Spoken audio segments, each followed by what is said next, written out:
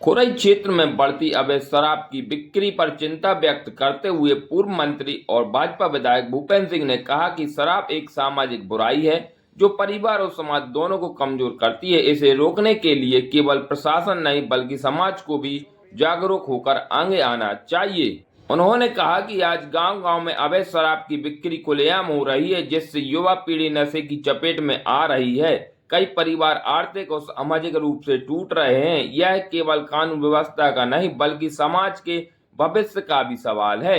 भूपेंद्र सिंह ने कहा कि जिस तरह स्वच्छता या बेटी बचाओ जैसे अभियानों में जनता ने जिम्मेदारी से भागीदारी निभाई है, उसी तरह नशा मुक्ति अभियान को भी जन आंदोलन का रूप देना होगा। उन्होंने नागरिकों, जनप्रतिनिधियों और सामाजिक संगठनों और युवाओं से अपील की है कि वे अपने अपने गांव और मोहल्लों में अवैध शराब के खिलाफ अभियान चलाएं और ऐसी गतिविधियां की सूचना प्रशासन को दें।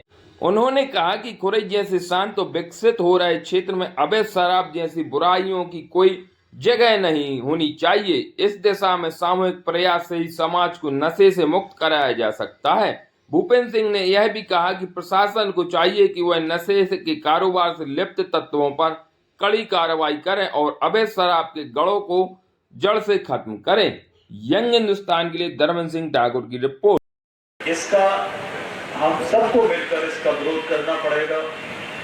हम सबको मिलकर इसके रोकने के लिए प्रयास करना पड़ेगा। अकेले सरकार के माध्यम से नहीं हो सकता।